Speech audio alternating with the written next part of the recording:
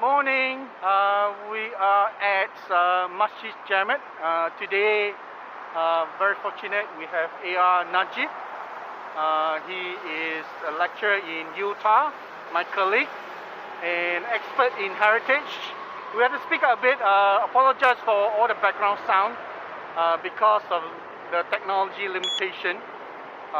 So I'll just quickly hand over this to AR Nadge to give a quick introduction about himself. Thank you, AR Nadge. Thank you, Sebastian. Yes, I am architect Ahmad Nadge Ariffin, otherwise known as Nadge, and I teach part-time at UTAR for building conservation and adaptive reuse. And so today we are looking at some very key heritage sites around KL, and this is Masjid Jamek. Masjid Jamek is the oldest existing mosque in Kuala Lumpur. So of course there were older mosques, but they have been replaced, and so this is the oldest mosque that still stands as it is. And it was built in 1909, and the architect was none other than the famous Arthur Benison Hubbard, the British architect who was the chief architect of the time. And the mosque design is frequently misquoted as Moorish, but actually it's more Mughal. And what is Mughal? Mughal is the Northern Indian Islamic Empire, of which it had a very particular and very beautiful style of architecture known as Mughal architecture. But of course this is not pure Mughal, because it was designed by a British architect. And although he was highly influenced by it, and he correctly used a lot of the idioms of Mughal, which include onion-shaped domes topped by spires, as well as smaller spires around the top of the roof.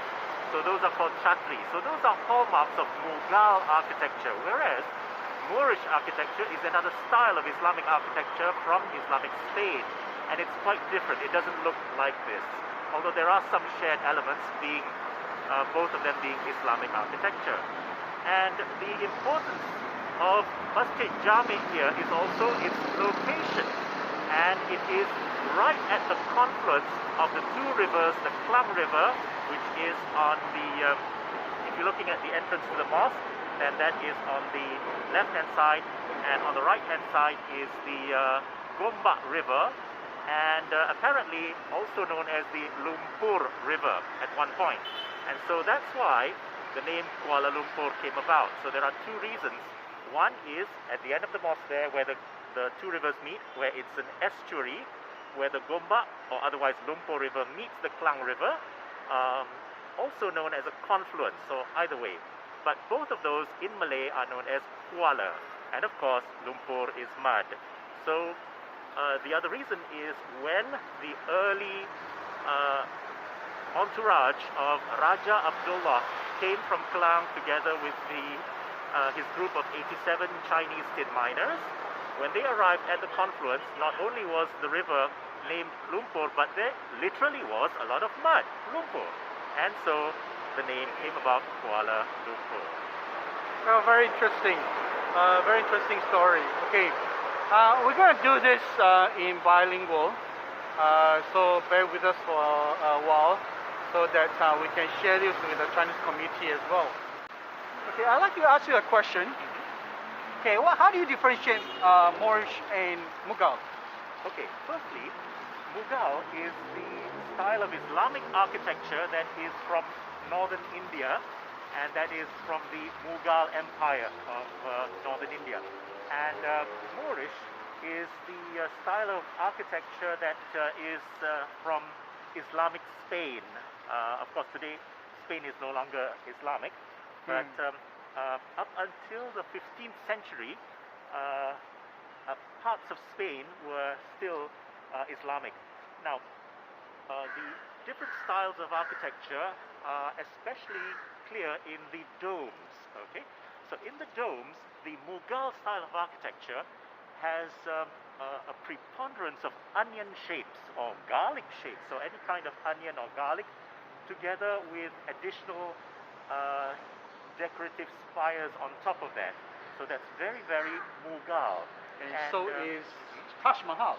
There you go. Taj Mahal is exactly one of the best examples of Mughal architecture. Right. And which you don't find in Moorish. Now, Moorish domes are more austere, they are simpler domes. They're not very decorative. Right. And a few other smaller details of Mughal architecture include the little spires or little miniature towers that decorate the upper part of the parapets of Mughal buildings, which you can also see in Masjid Jamek, as well as some of the other buildings of similar style, Mughal style, around the Dataran Merdeka. I see. Very interesting. Okay. Here we are journey. Yep. Now, in the early days, there were actually chutneys on the top of those pedestals, you see. Oh, it's gone? Yeah. Some of them were damaged or destroyed during World War II. Right. And they did try to replace them, but unfortunately, because they weren't part of the original structure, this is one of those examples where later additions sometimes just don't work. And they still began falling off one by one. Oh, so they attempted to put it back, yes, but it didn't work. It didn't work. Right.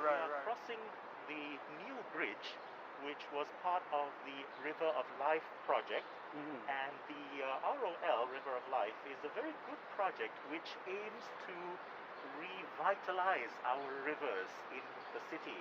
And this is because, as we know, after the initial years of Kuala Lumpur's growth and the rivers were no longer used because we used roads and road transport, land transport, but we forgot that actually in the olden days the rivers were the highways of their time, and everybody used the rivers to transport themselves, people, goods, and all that.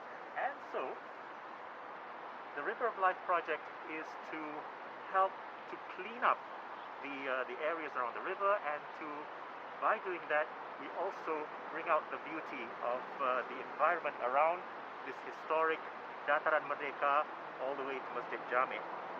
So, if you were here before, what you see now on the riverside was not like this. It was quite left out. There was just a road and cars parked. Not much landscaping, and now you even have this mist that comes out, which helps to cool down the riverside.